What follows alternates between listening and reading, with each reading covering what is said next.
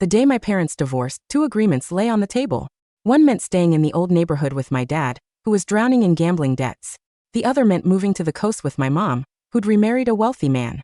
In my last life, my little sister, Chloe, cried and begged for mom. I quietly packed my bags and followed dad. Later, dad quit gambling and became a millionaire, spoiling me rotten. Chloe, however, was emotionally abused and trapped at home by her stepfather. She eventually succumbed to depression and passed away. This time around, Chloe snatched the cigarette from dad's hand and hugged him tight, refusing to let go. Jade, I feel for dad. You go to mom's, okay? I'll keep the good life here for you. Dad paused, then affectionately stroked Chloe's head, a look of relief on his face. I said nothing, picking up the train ticket for the coast. Chloe didn't know that in my last life, dad only quit gambling because I, riddled with a brain tumor, worked myself to death to pay off his debts, coughing up blood. My life was the price for his temporary peace. Now reborn, with no debt collectors banging on the door, all I wanted was a good night's sleep. I picked up my duffel bag. Get out, get out. Go find your mom, the one who only cares about money. Dad waved his hand, like shooing away a fly. Chloe hid behind him, making a childish face at me. Her lips exaggeratedly formed the words, "Sis, don't come begging me for money later." I just smiled, saying nothing. Then I turned and walked into the rain. I pulled my neck into my shoulders, feeling a chill seep deep into my bones. Honestly, it didn't matter where I went. I just wanted to find a quiet place to endure these last few moments. No more hearing the gambler's creditors banging down the door. No more smelling that sickening stench of cheap cigarettes. Mom's black Mercedes pulled up at the end of the alley. The window rolled down, revealing her perfectly made-up face. She frowned, looking at me, drenched from head to toe, a flicker of disgust in her eyes. "What happened to you? Get in quickly, don't get the car dirty." I opened the back passenger door, about to slide in.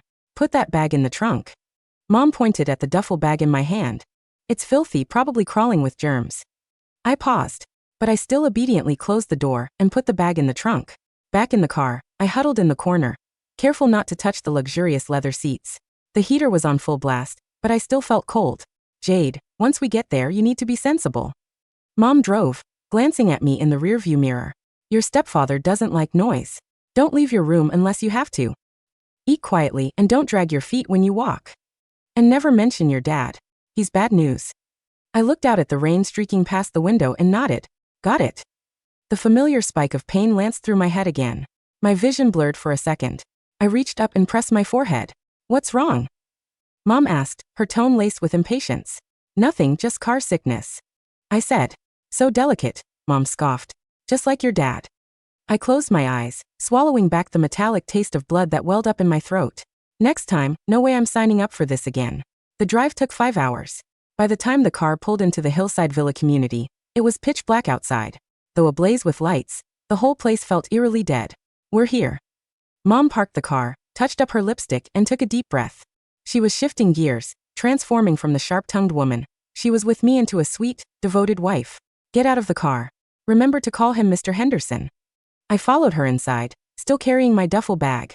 A man sat on the living room sofa, a blanket over his legs, a book in his hand. He looked up when he heard us. This was my stepfather, Robert Henderson. The same man who in my last life slowly suffocated Chloe until she broke. "You're back?" His voice was flat, emotionless. "Robert, this is Jade." Mom pushed me forward, a plastered smile on her face. "Jade, say hello to Mr. Henderson." I stepped forward and bowed slightly. "Hello, Mr. Henderson." Robert Henderson turned a page of his book, as if he hadn't heard me. A few seconds later, he hummed a non-committal hum from the back of his throat. His gaze swept over my wet shoes, and his brow furrowed almost imperceptibly. The carpet was just replaced. He lowered his head back to his book. "The first room on the left upstairs is the guest room. It's ready." "Thank you, Mr. Henderson," I said. Mom breathed a sigh of relief and pulled me upstairs. "See? Mr. Henderson is really a good man," Mom whispered. "Just don't upset him, and you'll be able to stay in this house." Inside the room, it was huge and empty. "Mom," I called out, stopping her just as she was about to leave. "What is it?" "I'd like to change rooms." Mom's face instantly changed. "Jade, are you being picky the moment you arrive? What's wrong with this room? It's 100 times better than your dad's dump, isn't it? Don't be so ungrateful." I calmly watched her outburst. Only after she finished did I speak. "No, this room faces north, it's too cold. I'd like a south-facing one, even if it's smaller." I was truly cold. The brain tumor messed with my body's temperature control, leaving me perpetually freezing. Only sunlight offered me any comfort. "Cold? Just turn on the AC." Mom thought I was being unreasonable. The south-facing rooms are your Mr. Henderson's study and a storage room. Then the storage room, I said. Mom's eyes widened. Are you crazy? Why would you stay in a storage room when there's a perfectly good guest room? Are you deliberately trying to make Mr. Henderson think I'm abusing you? Her voice grew shrill. I covered my ears. It was too loud. My brain felt like it was going to burst. I'm just cold, I repeated. Just then, 2 light taps came from the doorway. Robert Henderson stood there, a glass of water in his hand, his expression grim. I didn't even notice him arrive. What's all the shouting about? Mom immediately plastered on a different face, her voice trembling. Nothing, Robert. This child is being difficult, complaining about the room. I'm about to teach her a lesson.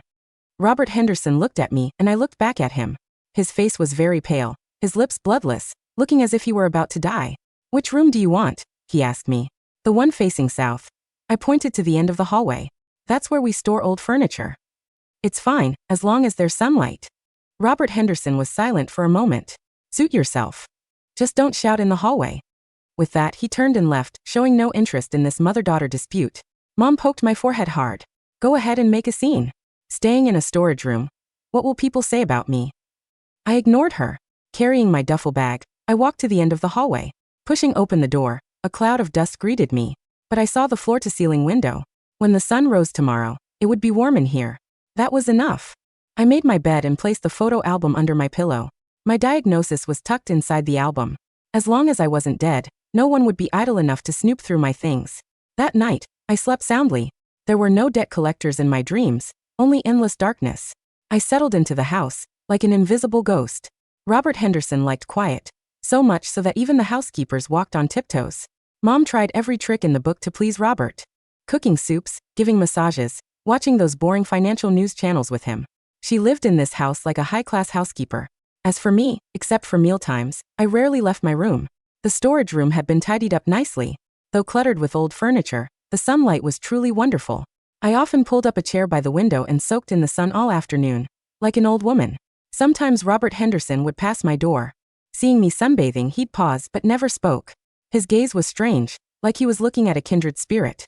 One afternoon during lunch, the dining table was silent, save for the faint clinking of forks against plates. Suddenly my phone vibrated. In the quiet living room, it sounded like an alarming siren. Robert Henderson frowned. Mom immediately put down her fork and glared at me.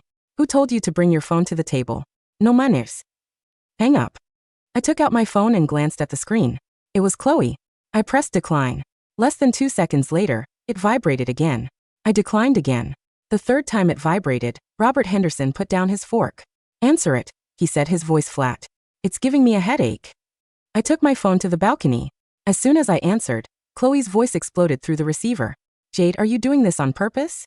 Did you take the passbook? I held the phone away from my ear. What passbook? Dad says the family passbook is gone, and he's sure you stole it. There's $5,000 in there. I chuckled.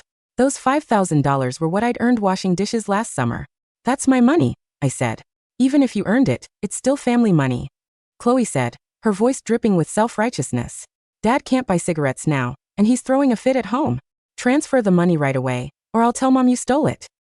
From the other end of the line, I heard things crashing and Dad's angry curses. I should have strangled you when you were born. Those sounds, even from hundreds of miles away, still made me feel suffocated. I didn't steal it, I said calmly. That was my medical fund. Medical fund? What kind of sickness do you have? Chloe scoffed. Stop playing the victim. Transfer the money now, or I'll come to your school and tell everyone you don't care if your own dad dies.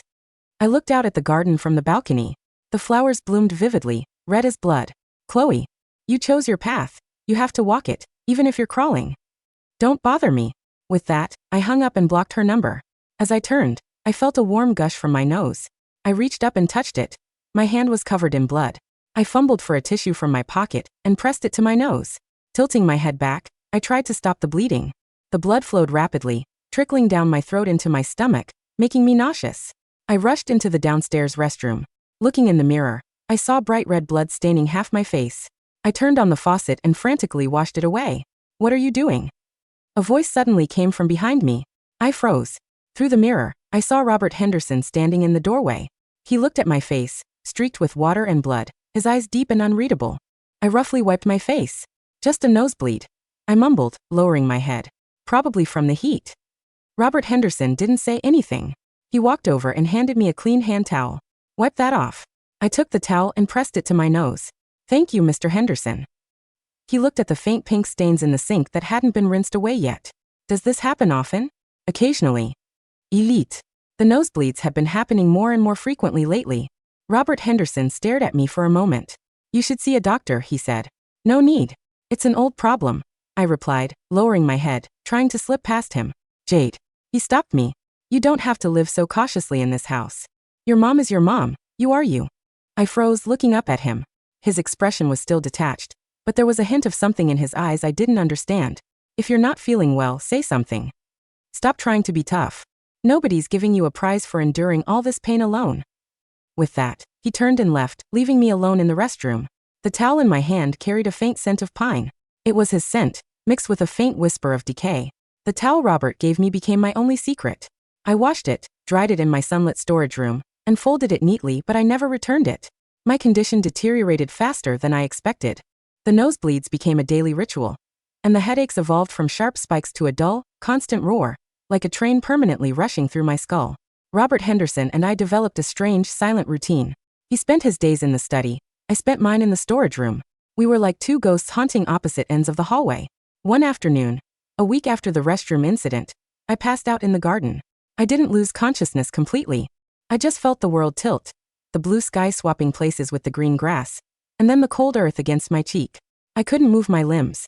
Jade. It wasn't Mom. It was Robert. He didn't shout in panic. His voice was urgent but controlled. I felt thin, strong arms scoop me up. For a man who looked like he was made of paper, he was surprisingly strong. I woke up in a private hospital room. The smell of disinfectant was overwhelming, triggering a wave of nausea. Robert was sitting in the chair next to the bed, peeling an apple. The skin came off in one long, unbroken red ribbon. The doctor saw your scans, he said without looking up. My heart didn't race. I felt a strange sense of relief. The other shoe had finally dropped. How long? I asked. Robert stopped peeling. He looked at me, his eyes dark and hollow. 3 months. Maybe 4. The tumor is aggressive. He placed the apple on the bedside table. Why didn't you tell your mother? She would have calculated how much the funeral would cost, and if it would interfere with her Pilates schedule, I said hoarsely. Robert stared at me for a long time. Then, unexpectedly, the corner of his mouth twitched upward. It wasn't a smile of joy, but of dark recognition. You're a cynical brat. I'm a dying brat, I corrected. He reached into his suit pocket and pulled out a silver case. He took out a pill, swallowed it dry, and sighed. Me too, he said. I looked at him, really looked at him. The gray skin, the sunken cheeks, the scent of decay I had smelled earlier. Pancreatic cancer, he said simply. I have about 6 months. I'm beating you, but not by much. The silence in the room changed. It wasn't awkward anymore. It was the comfortable silence of 2 soldiers in a trench, waiting for the shelling to start. Does Mom know? I asked. She knows I'm sick. She doesn't know the timeline. She thinks I have a few years. She's currently looking at yacht brochures, planning for my recovery. Robert leaned back, closing his eyes. In your last life, was I a monster? I froze. The 4 drip dripped rhythmically. Drip. Drip. How did you? You talk in your sleep when you pass out. You mumbled about Chloe, about me being a demon, about saving Dad. He opened one eye. I'm not a superstitious man, Jade. But a girl of 18 doesn't look at death with the boredom you do unless she's seen it before. I hesitated, then told him. I told him about the debt, the work, the coughing of blood. I told him about Chloe's depression in the big house. She said you abused her, I said. That you trapped her. Robert let out a dry, raspy chuckle. Chloe, she arrived here thinking she was a princess. She stole my watch the first week. She tried to seduce my driver the second. I cut off her allowance and grounded her. To a narcissist, boundaries feel like abuse. She wanted the gold, but hated the cage. He looked at me. But you just want the cage to be quiet. I just want to sleep, I whispered. Then let's make a deal, Robert said. I'll keep your secret if you keep mine. We'll spend these last months in peace. No drama. No screaming. Just quiet. Deal, I said. Peace, however, is expensive. And my father and sister were bankrupt. A month later, the tranquility of the villa was shattered. I was in my room, reading a book Robert had lent me, when I heard screaming from the front gate. I'm her father. You can't keep me out. Filthy rich snobs. My stomach turned. I walked to the window. Down below at the iron gates, stood my father and Chloe. They looked like wraiths. Dad was thinner than I remembered, his clothes hanging off him like rags. Chloe's hair was matted, her face gaunt and angry. Security guards were holding them back. Mom rushed out of the house, her heels clicking frantically on the pavement. She looked terrified, not for them, but for her reputation. I went downstairs. I had to see this. Robert was already in the living room, watching the security feed on an iPad. He looked bored. Your relations are noisy, he commented. I walked out the front door. Jade. Chloe saw me and shrieked. She lunged against the gate. Jade, you ungrateful b***tc. Look at you, wearing silk while we starve. Mom was hissing at Dad. David, leave. I gave you money last month. That money is gone. Dad spat. I need more. I have debts. If I don't pay by Friday, they're going to break my legs. Is that what you want? You want your ex-husband crippled? He looked past Mom and saw me. Jade. Get over here. Tell this woman to give us 50,000. Just 50. That's nothing to you people. I walked down the driveway, stopping a few feet from the gate. The air smelled of rain and ozone. I don't have 50,000, I said calmly. Liar. Chloe screamed. You live in a palace. Look at your skin, you're glowing. I almost laughed. I was glowing because I was pumped full of corticosteroids to keep the brain swelling down. Mom. I turned to her. Are you going to give it to them? Mom looked frantic. She glanced back at the house, terrified Robert would come out.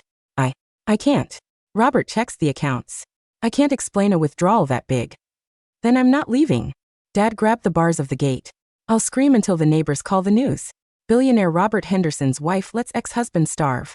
Mom's face went pale. Suddenly, the front door opened behind me. Robert walked out. He was using a cane today. He walked slowly, elegantly, stopping beside me.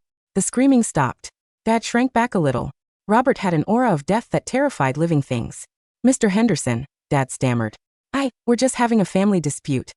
Open the gate, Robert said to the guards. Everyone froze. Even I looked at him in surprise. Robert, no. Mom gasped. They're filthy. Open it. The guards obeyed. The heavy iron gate swung open. Dad and Chloe stumbled in, looking triumphant. Chloe shot me a smirk that said I win. Come inside, Robert said. Let's have tea. We sat in the living room. Dad and Chloe looked around greedily, their eyes assessing the value of every vase and painting. Chloe's eyes lingered on Mom's diamond necklace. So, Robert said, pouring tea with a steady hand. You want 50,000? Yes, Dad said, puffing out his chest. It's compensation. For taking my daughter. Which daughter? Robert asked.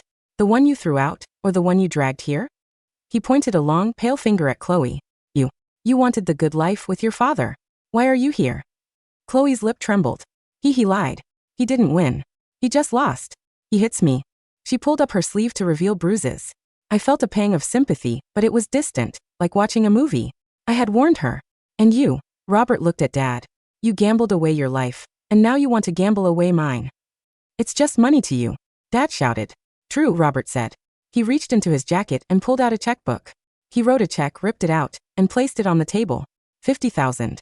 Dad's eyes bulged. He reached for it. Wait, Robert said, placing his hand over the check. There's a condition. Anything, Dad said, drooling. Take this check. And take your ex-wife. The room went dead silent. Mom dropped her teacup. It shattered, tea staining the expensive Persian rug. Robert? What did you say? Mom whispered. Robert looked at her with zero affection. I'm dying, Linda. I don't have time for your vanity anymore. You married me for money. You treat your sick daughter like a nuisance. You are boring, and you are cruel. He pushed the check toward Dad. Take her. She's yours. $50,000, and you take Linda and Chloe and leave. Jade stays. Dad looked at the check. Then he looked at Mom. Mom looked at Dad in horror. David, you wouldn't. Robert, you can't kick me out. We have a prenup. The prenup says you get nothing if you cheat, Robert said calmly. I know about the tennis instructor, Linda. I've known for months. Mom turned white. Dad snatched the check. Done. Come on, Linda. I'm not going with you. Mom shrieked. She lunged at Robert. You can't do this to me. Security guards appeared and restrained her.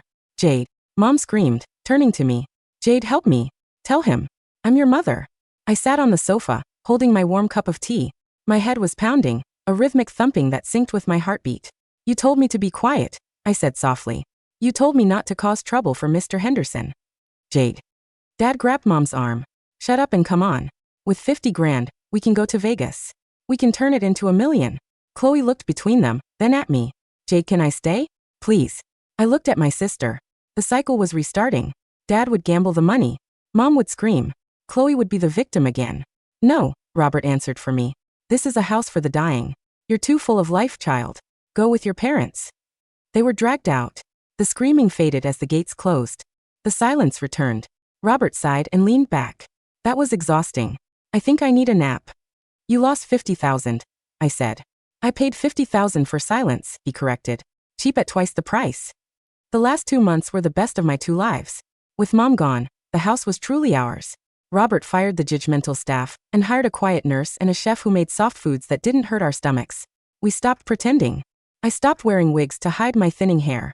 Robert stopped wearing his suits, opting for comfortable silk pajamas. We sat in the sunroom, playing chess. I usually won. The tumor pressed on parts of my brain that made me dizzy, but it also seemed to sharpen my logic.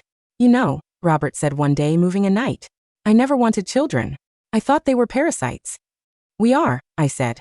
I'm eating your food and living in your house. You're not a parasite, Jade. You're a mirror. He coughed, a wet, rattling sound. You show me what I could have been if I hadn't been so obsessed with control. You accept things. I don't have a choice. We always have a choice. You could be crying. You could be pitying yourself. Instead, you're beating a dying man at chess. Checkmate, I said. He laughed, and then the laugh turned into a coughing fit that lasted 5 minutes. When he pulled the handkerchief away, it was red. I'm tired, Jade, he whispered. Me too. A week later, Robert fell into a coma. He died 3 days after that, quietly in his sleep. Just as he wanted. His lawyer came the next day. Mom, Dad, and Chloe showed up at the funeral, of course. They were dressed in black, looking solemn and hopeful. They thought the widow was back in charge. They didn't know Robert had finalized his will the day after he kicked them out. The reading of the will was held in the villa's library. To my ex-wife Linda, the lawyer read. I leave the sum of $1 for the cab fare away from my grave. Mom let out a strangled noise. To David and Chloe, nothing. Dad stood up, red-faced. This is illegal. We're family. Sit down, the lawyer barked. The entire estate, the lawyer continued, looking at me, including the villa, the investments, and the liquid assets, is placed in a trust for my stepdaughter, Jade. The room exploded. Mom was screaming. Dad was flipping a table. Chloe was staring at me with eyes wide enough to swallow the world. However, the lawyer raised his voice. Jade has authorized a specific distribution plan effective immediately upon her impending circumstances. I stood up. My legs were shaking. I needed the cane now. I don't want the money, I said softly. The room went quiet. I'm dying, I told them. I have a brain tumor. I have maybe 2 weeks left. Shock replaced the anger on their faces. Not grief, shock. They were calculating again. If I died, who would get the money? Since I have no heirs, I said, looking at the lawyer, my will dictates that upon my death, 100% of the assets will be donated to the National Cancer Research Institute and a fund for victims of gambling addiction. You crazy bitch. Dad lunged at me. The security guards, Robert's loyal men, stepped in immediately, pinning him to the ground. You can't do that. Mom wailed. That's our money. We suffered for it. You didn't suffer, I said, feeling very tired. You just gambled. With money, with people, with love. You lost. Get them out. I told the guards. And this time, don't open the gate again. As they were dragged away, Chloe looked back at me. She wasn't screaming. She was crying. Real tears this time. Jade, she mouthed. I'm scared. I looked at her. I know. But I can't save you, Chloe. You have to save yourself. The villa was empty again. Just me and the silence. I spent my final days in the south-facing storage room. I didn't move back to the big bedroom. I liked the dust motes dancing in the light. The pain was bad now. Morphine helped, but it made my dreams vivid. I dreamed of my first life. The smell of the restaurant grease, the weight of the debt, the hopelessness. Then I woke up to the ocean breeze and the sun on my face. I was wealthy beyond measure, and I couldn't buy a single hour of time. But I had bought peace. On my last day, I asked the nurse to wheel me out to the terrace. The sun was setting, painting the sky in violent purples and oranges. It was beautiful. I felt the familiar trickle of blood from my nose, but I didn't wipe it away. My hands were too heavy. I thought about Dad, probably drunk in a motel.